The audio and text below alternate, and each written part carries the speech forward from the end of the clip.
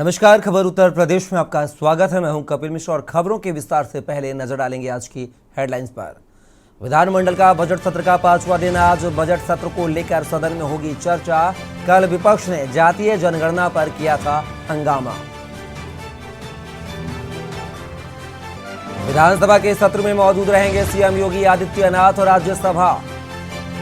राज्यपाल के अभिभाषण धन्यवाद प्रस्ताव पर होगी चर्चा। 11 बजे विधान भवन में धन्यवाद प्रस्ताव पर होगी चर्चा। अखिलेश यादव का आज नोएडा दौरा, राज्यपाल यादव की मूर्ति का करेंगे अनावरण। कई कार्यक्रमों में होंगे शामिल, जनसभा को भी करेंगे संबोधित। समाजवादी संगोष्ठी अभियान आज से होगा शुरू। विधानसभा ब्लॉक स्तर पर संगोष्ठी होगी आयोजित। 24 फरवरी से 5 मार्च तक चलेगा अभियान। जातिगत जनगणना कराने की मांग में अभियान। इरफान सोलंकी की आज कानपुर कोर्ट में होगी पेशी। महाराजगंज से कानपुर कोर्ट में होंगे पेश। इरफान की फास्ट ट्रैक कोर्ट में होगी सुनवाई। और सीतापुर के परसेड़ी ब्लॉक में बिजली विभाग की लापरवाही, बिना बिजली कनेक्शन के किसान को भेजा जा रहा बिल। किसान 4 सालों से लगा रहा है अधिकारियों के चक्कर। आप देख रहे हैं के न्यूज, खबरों का सारथी। खबरों की शुरुआत करेंगे बदायूं से, जहां पर छुट्टा गौवंश की टक्कर से बाइक सवार 2 की मौत। खबर बदायूं से, जहां पर छुट्टा जानवरों से टक्कर के बाद 2 लोगों की मौत हुई है। मुरादाबाद फर्रुखाबाद हाईवे पर हुआ भीषण सड़क हादसा। जिला अस्पताल में डॉक्टरों ने मृत घोषित किया दोनों युवकों को। कंप्यूटर खरीदने के लिए बदायूं आए थे दोनों युवक। जिला अस्पताल में डॉक्टरों ने मृत घोषित किया। कंप्यूटर खरीदने के लिए बदायूं आए थे दोनों युवक। थाना पुलिस ने शव कब्जे में लेकर मोर्चरी में रखवाया। बदायूं के थाना उसाबा क्षेत्र के ग्राम मनसा नगला का यह पूरा मामला। खबर बदायूं से, जहां पर छुट्टा गौवंश की टक्कर से 2 बाइक सवारों की मौत। मुरादाबाद फर्रुखाबाद हाईवे पर हुआ हादसा। जिला अस्पताल में डॉक्टरों ने मृत घोषित किया।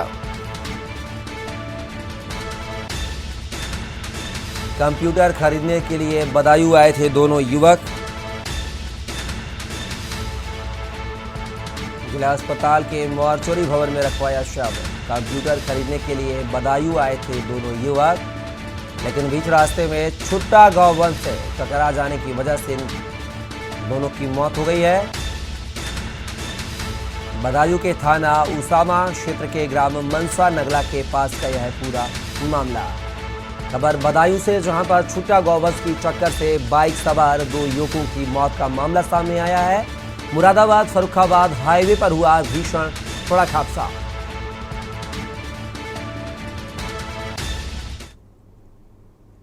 यूपी विधानसभा का आज 5वां दिन। आज सीएम योगी और नेता प्रतिपक्ष रहेंगे मौजूद। खबर लखनऊ से है, विधानसभा से जुड़ी हुई बड़ी खबर। सीएम योगी और नेता प्रतिपक्ष रहेंगे मौजूद। आज का भी दिन हंगामेदार होने के आसार। राज्यपाल के अभिभाषण पर आज होगी चर्चा। 11 बजे से सदन की कार्यवाही शुरू होगी। यूपी विधानसभा का आज 5वां दिन। सीएम योगी और नेता प्रतिपक्ष रहेंगे मौजूद। आज का भी दिन हो सकता है हंगामेदार।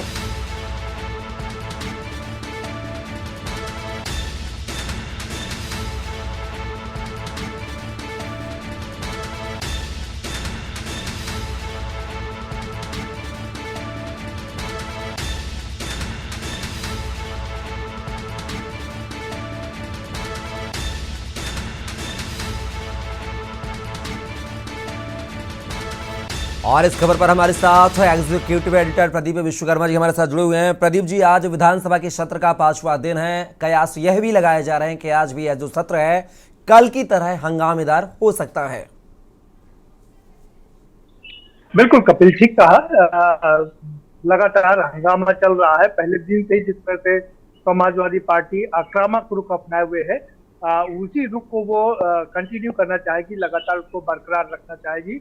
हम लगातार देख रहे हैं समाजवादी पार्टी कभी बेल में आकर के धरना प्रदर्शन करते हैं, तो कभी अपनी जगह पर बैठ करके धरना प्रदर्शन करते हैं। तो इसको लेकर के रणनीति बनाते हैं और उसके हिसाब से काम करते हैं। जैसा कि उम्मीद थी कि समाजवादी पार्टी इस बार जातीय जनगणना को लेकर के मुखर रहेगी। सड़क से सदन तक उनका कार्यक्रम शुरू हो चुका है। सदन में अखिलेश यादव ने इसको जहां आगे बढ़ाया, स्वयं वो अगुवाई कर रहे हैं। पट्टी लेकर के उनके हाथ में जो पट्टी थी कि जातीय जनगणना कराइए, पहले दिन ही उन्होंने अपने मंसूबे साफ कर दिए थे कि वो जातीय जनगणना को लेकर के आगे बढ़ेंगे। तो वहीं सड़क पर भी आंदोलन को आगे बढ़ाया जा रहा है। पिछड़ा वर्ग समाजवादी पार्टी के पिछड़ा वर्ग आयोग के जो अध्यक्ष है राजपाल कश्यप, वो इस कार्यक्रम को आगे बढ़ा रहे हैं। 1 हफ्ते का उनका कार्यक्रम है और आज से ये कार्यक्रम शुरू हो रहा है। यानी कि सड़क से लेकर के सदन तक समाजवादी पार्टी जातीय जनगणना को एक बड़ा मुद्दा बना रही है। जिस तरह से बिहार में जातीय जनगणना हो रही है और उसी तरीके से उत्तर प्रदेश में भी कराने की मांग की जा रही है। हालांकि ये बात अलग है कि कल मंत्री सूर्य प्रताप शाही ने जब उनसे एक सवाल पूछा गया था, समाजवादी पार्टी के विधायक ने सवाल पूछा था, तो उन्होंने इससे साफ इनकार कर दिया था कि ये मुद्दा केंद्र का है और राज्य इसमें कोई निर्णय नहीं ले सकता है। ऐसे में इसका निर्णय केंद्र सरकार को लेना है। समाजवादी पार्टी का ये कहना था कि जब बिहार में हो सकता है तो क्यों नहीं उत्तर प्रदेश में इसकी जनगणना हो सकती है।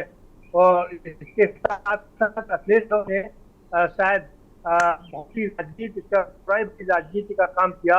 उन्होंने अपना दल के जो आशीष पटेल है उनसे इस बात में सहायता मांगी कि आप लोग भी मेरे साथ में आइए और जातीय जनगणना का मुद्दा उठाइए। लेकिन आशीष पटेल चूंकि इस समय भारतीय जनता पार्टी के साथ में है, तो उन्होंने उनके साथ आने से इनकार कर दिया और उनसे सवाल किया कि जब आप सत्ता में थे तब आपने जातीय जनगणना क्यों नहीं कराई थी। और ये तरह करके वो अपने आप को दूसरी साथ पार्टी के जो अध्यक्ष हैं संजय निषाद, उनसे भी जब अखिलेश यादव ने इस मुद्दे को लेकर के मदद मांगी कि आप हमारे साथ में आइए, उन्होंने भी साफ इनकार कर दिया और कहा कि पहले जो प्रदीप जी क्या कहा जाए 2024 का जो चुनाव है, प्रदीप जी 2024 का जो चुनाव है, क्या वह जातीय जनगणना या जातिगण आंकड़ों पर लड़ा जाएगा? एक बहुत बड़ा मसला है क्योंकि विपक्ष ने अपना मंसूबा साफ कर दिया है कि वो इसी मुद्दे पर सरकार को घेरने जा रहा है। क्योंकि सबसे बड़ा, जैसे हम लगातार अपने दर्शकों को अपडेट करते रहते हैं कपिल, कि भारतीय जनता पार्टी जब 2014 से जब से सरकार बन रही है, प्रधानमंत्री नरेंद्र मोदी ने अपने आप को पिछड़ा कहा था कि मैं एक पिछड़े वर्ग से आता हूँ, मेरी माँ घरों में बर्तन मांगती थी और मैं गरीब परिवार से हूँ, मैंने चाय बेचा है और मैं पिछड़ा हूँ, इसलिए लोग मुझे पसंद नहीं करते हैं, जो नेता है वो मुझे पसंद नहीं करते हैं, मुझको गाली देते हैं, जिसका भरपूर फायदा उनको मिला और लगातार फायदा मिला उनको।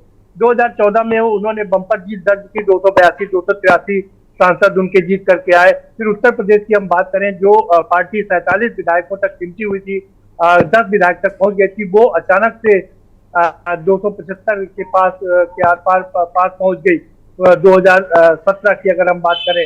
फिर 2019 में भी भारतीय जनता पार्टी को बम्पर बहुमत मिला, 303 सांसद उनके बनकर चुन करके आए और उसके बाद में 2022 में फिर इतिहास बना, भारतीय जनता पार्टी की उत्तर प्रदेश में सरकार बनी, इतिहास रचा।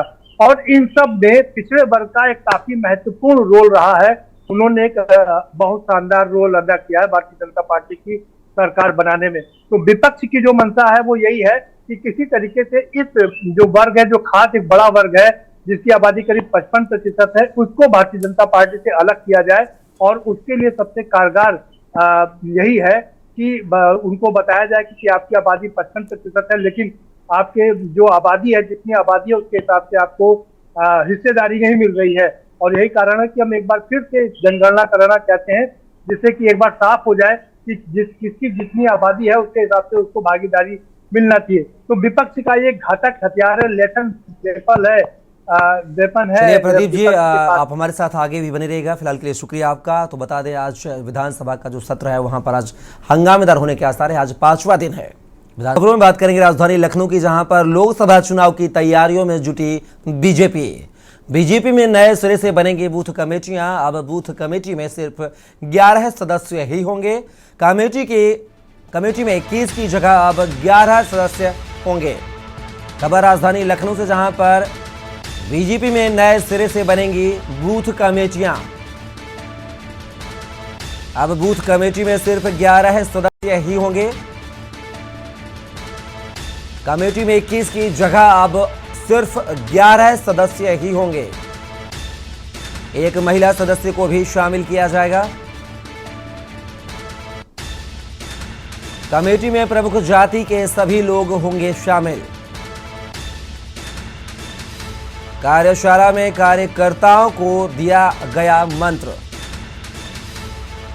मिशन 80 को हासिल करने का मंत्र दिया गया है। तो बोल सकते कि 2024 की तैयारियों में जुटी बीजेपी। लोकसभा चुनाव को लेकर यहां पर बीजेपी तैयारियों में जुटी हुई है। बीजेपी में नए सिरे से बनेंगी बूथ कमेटियां। और लगातार इस खबर पर हमारे साथ हमारे एग्जीक्यूटिव एडिटर प्रदीप विश्वकर्मा जी जुड़े हुए हैं। प्रदीप जी, अगर बात की जाए तो 2024 की तैयारियों को लेकर बीजेपी ने अभी से खाका तैयार कर लिया है और बूथ कमेटियां गठित करने का निर्णय लिया है, जिसमें अभी 21 की जगह सिर्फ और सिर्फ 11 सदस्य भी होंगे। क्या कुछ जानकारी? बिल्कुल, देखिए बहुत शानदार निर्णय लिया गया है और इसके लिए एक कमेटी भी बना दी गई है। हम अपने दर्शकों को और भी जानकारी दे दें कि अब निर्णय ये लिया गया है कि जो पहले 21 लोग थे कमेटी में, उनको घटा करके अब 11 कर दिया गया है। और 11 के साथ साथ में उसमें ये निर्णय लिया गया है कि जो 11 लोग होंगे वो विभिन्न जातियों के होंगे, यानी कि विभिन्न जातियों का एक बड़ा समीकरण होगा, समावेशी ये कमेटी होगी। और इसमें पहले की तरह पन्ना प्रमुख बहुत ही खास भूमिका अदा करने के लिए जा रहे हैं।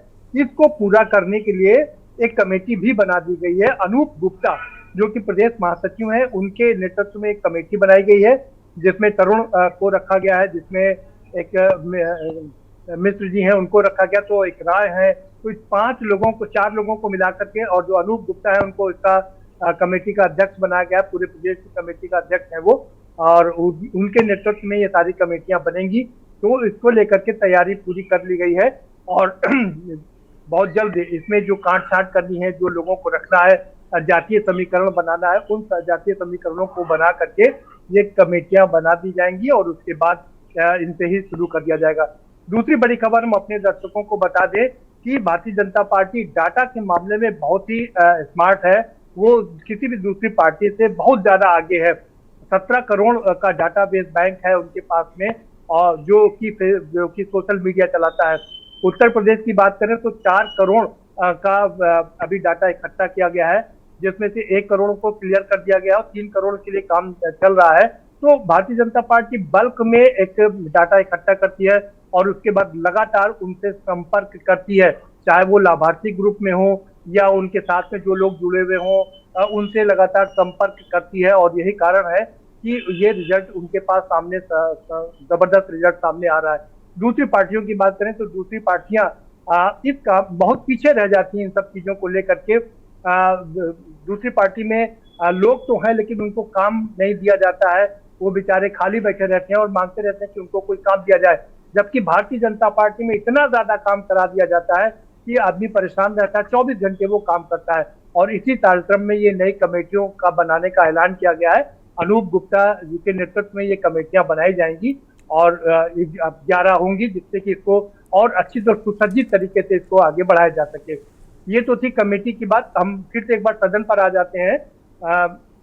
सदन की बात करें तो आज मुख्यमंत्री जवाब देंगे 11 बजे। ये अपने आप में सबसे महत्वपूर्ण होगा, क्योंकि वो जवाब देंगे तो अखिलेश यादव का जवाब देंगे, जनसंख्या को लेकर के जवाब देंगे, शूद्र वाली बात को लेकर के जवाब देंगे, जो घर बुलवाया गया था।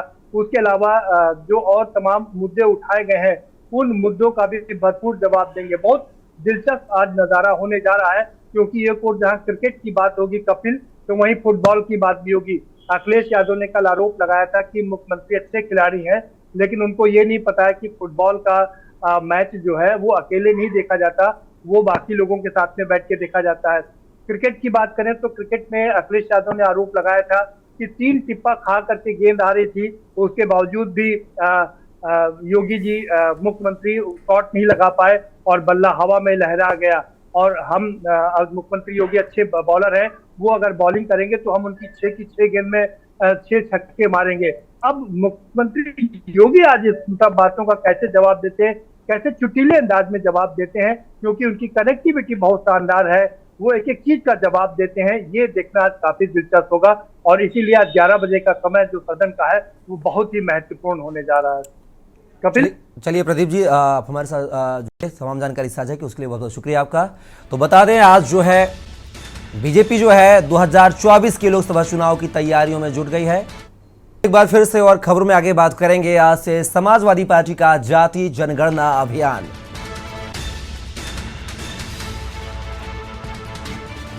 5 मार्च को प्रयागराज में होगा समापन। जाति जनगणना पर सियासत गर्म। आज से सपा का जाति जनगणना अभियान। आज से सपा का जाति जनगणना अभियान जो है शुरू हो।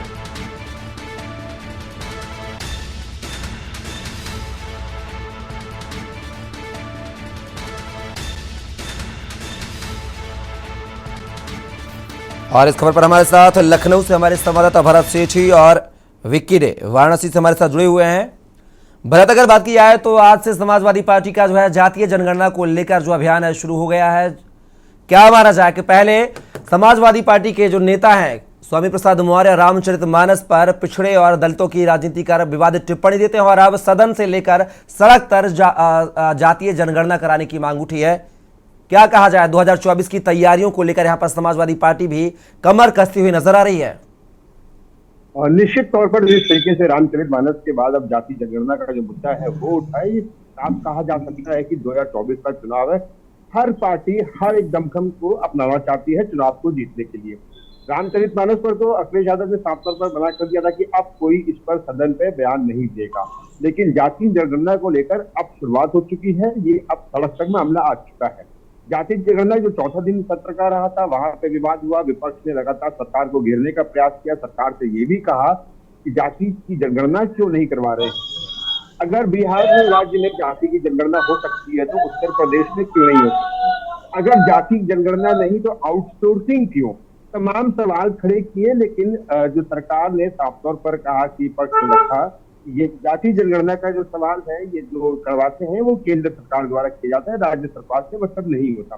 फिलहाल जाति जनगणना को लेकर आपको समाजवादी पार्टी आज से अपना जाति जनगणना जो संगोष्ठी है उसका अभियान कर रही है, शुरुआत कर रही है। आज 24 तारीख से लेकर 5 मार्च तक ये अभियान रहेगा, 10 जिलों में रहेगा। फिलहाल आपको बता दें कि समाजवादी पार्टी के पिछड़ा वर्ग पटोल की जो अध्यक्ष है राजपाल कश्यप के नेतृत्व में ये जो जनगणना संगोष्ठी जो अभियान है उसकी शुरुआत हो रही है। समाजवादी पार्टी का साफ तौर पर ये कहना है कि जाति जनगणना आखिर क्यों नहीं करवानी चाहती। जाति जनगणना करवाने से हिस्सेदारी और उनकी पता चलता है कि कितना हिस्सेदारी और उनकी जो कितना जाति को प्रमोशन मिल रहा है, प्रमोट हो रहे हैं। ये तमाम जो क्वेश्चन को लेकर उन्होंने सदन में हंगामा काटा था और सवाल किए थे, लेकिन जो सरकार ने अपना पक्ष रखते हुए साफ तौर पर उनके पीछे खारिज कर दिया कि जाति जनगणना भारत सरकार करवाएगी, इससे राज्य सरकार का मतलब नहीं होता, यानी कि केंद्र सरकार करवाएगी। अब आज से समाजवादी पार्टी की शुरुआत हो रही है जाति जनगणना संगोष्ठी की और ये 5 मार्च तक रहने वाली है। अब देखना ये होगा कि और मुद्दा किस तरीके से समाजवादी पार्टी घेरती है सरकार को। सदन में आज भी 11 बजे तक सदन की जो कार्रवाई है वो शुरू हो जाएगी और मुद्दे क्या क्या रहेंगे, ये एक अहम बात रहेगी। विकी डे, अगर बात की जाए जिस तरीके से बिहार में जातीय जनगणना जो है वहां पर शुरू हो चुकी है, क्या उसके मद्देनजर अब उत्तर प्रदेश में भी जो सत्ता का संग्राम है, जो घमासान है राजनीतिक पार्टियों का, वह शुरू हो गया है, जिसके तारतम्य में आज से जो समाजवादी पार्टी है वह जनगणना अभियान चला रही है। क्या उसका बिहार की राजनीति का असर उत्तर प्रदेश में भी जातीय जनगणना का देखने को मिलेगा?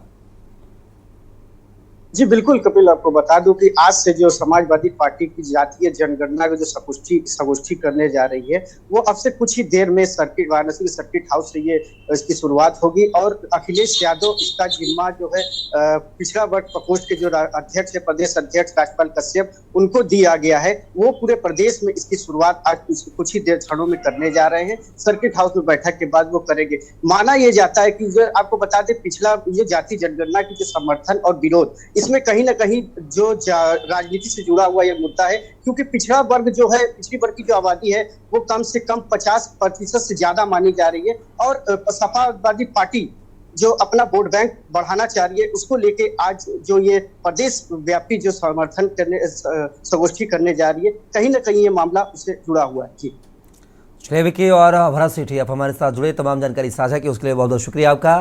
तो बता दें आज समाजवादी पार्टी का जो है जातीय जनगणना को लेकर एक महाअभियान की शुरुआत वाराणसी से होने जा रही है, जिसमें समाजवादी पार्टी के तमाम जो दिग्गज वह शामिल होंगे। और खबरों में बात करेंगे सीतापुर की, जहां पर बिजली विभाग की बड़ी लापरवाही आई सामने।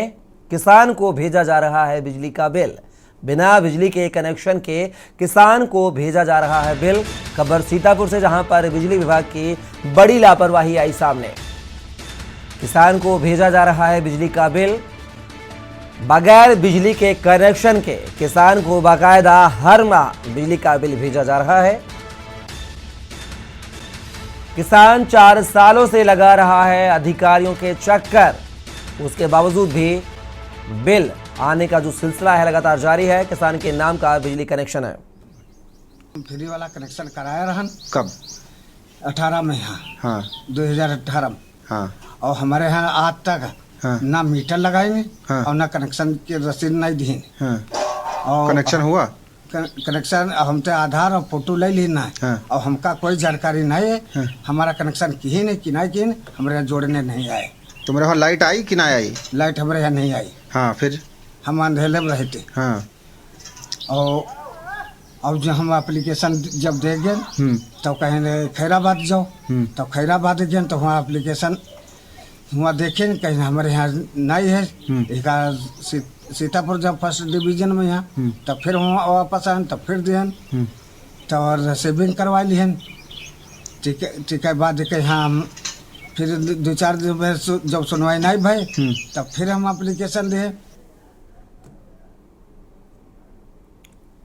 और इस खबर पर हमारे साथ जो संवाददाता हैं सीतापुर से अबरार अली हमारे साथ जुड़ गए हैं। अबरार, यहाँ पर एक बड़ी लापरवाही बिजली विभाग की सामने आई है। बिजली का कनेक्शन ना होने के बावजूद भी किसान के घर पिछले 4 सालों से लगातार बिजली का बिल पहुंच रहा है। जी बिल्कुल सही बात बताई है। बिजली विभाग की बड़ी लापरवाही सामने आई है, जिसके चलते एक किसान अब दर-दर की ठोकरें खाने को मजबूर हो चुका है। वो पूरा मामला सीतापुर के जो है ये परचेंडी ब्लॉक के थाना कोतवाली देहात क्षेत्र के खजुरिया आवासीय गांव का पड़ता है, जहां पर किसान ने जानकारी देते हुए बताया है कि उसने जो है जब फ्री बिजली कनेक्शन लिए जा रहे तब उसने गाँव में जाकर आधार कार्ड जरूर दे दिया था, लेकिन उसके बाद से उसे उसके घर पर न बिजली का कनेक्शन हुआ, ना उसके घर मीटर लगा है, लेकिन उसके घर बिजली का बिल जरूर आ रहा है। तो कहीं ना कहीं उसने फिर अधिकारियों से शिकायत की कि बिजली का बिल आ रहा है लेकिन उसका कनेक्शन नहीं लगा, उसके बावजूद भी दिया जा रहा है। तो उसे पता चला कि सीतापुर से वो 40 किलोमीटर दूर पर बिस्वा इलाके में उसके नाम का कनेक्शन चल रहा है। तब जाकर वो वहां पहुंचा और वहां से भी उसने अधिकारियों से अपनी एप्लीकेशन दी और वहां से एक एप्लीकेशन लेकर आया कि हमारा कनेक्शन दूसरे के पास चल रहा है। उसके बावजूद भी अब उसके पास जो बिजली का हजारों का बिल भेज दिया गया है और उसके जय से बात की गई तो उनका साफ तौर पर कहना था कि अबरार, क्या जिसके घर पर इनके नाम से बिजली कनेक्शन पाया गया है, जहां पे संचालित हो रहा है, क्या उस व्यक्ति पर कार्यवाही की जाएगी या जो बिजली का भुगतान अब तक आया है पिछले 4 सालों से, इसका भुगतान कौन करेगा? बिजली विभाग के कर्मचारी करेंगे या वह व्यक्ति करेगा जिसके घर पर इनके नाम का कनेक्शन चल रहा है? जी इनके नाम का जो कनेक्शन चल रहा है तो जेई के द्वारा जो बिजली वहां पे जेई होते हैं उनका कहना है कि ये बिजली का कनेक्शन जिसके घर में नहीं कनेक्शन लगा था उसको भरना पड़ेगा। तो कहीं ना कहीं जिसको आज तक उसने बिजली नहीं जलाई, अंधेरे में जीने को मजबूर हो था, वो बिजली का बिल क्यों देगा? तो कहीं ना कहीं जो ये अधिकारियों की लापरवाही है, बिजली विभाग की लापरवाही है कि किसी दूसरे के नाम का कनेक्शन दूसरे के वहां भेज देता है और वहां चलाते हैं और बिजली का बिल दूसरा कोई भरने को तैयार हो जाता है। तो कहीं ना कहीं बिजली विभाग की लापरवाही है और कई बार अधिकारियों को चक्कर लगा चुका है। अब वो उस पर दबाव बनाया जा रहा है कि आप बिजली का बिल जमा करिए, जब उसने बिजली जलाई ही नहीं तो आखिर बिल कहां से जमा करेगा? तो कहीं ना कहीं बिजली विभाग की लापरवाही है। अधिकारियों इस पर पल्ला झाड़ने की कोशिश कर रहे हैं, इस पर कार्रवाई होनी चाहिए। जो जिसके वहां बिजली का कनेक्शन चल रहा है उससे ये पूरी भरपाई करानी चाहिए। जी चलिए अबरार, तमाम जानकारी को साझा करने के लिए बहुत बहुत शुक्रिया आपका। तो यहाँ पर सीतापुर में बिजली विभाग की बड़ी लापरवाही। फिलहाल खबरों में बस इतना ही। आप बने रहिए के न्यूज़ इंडिया के साथ।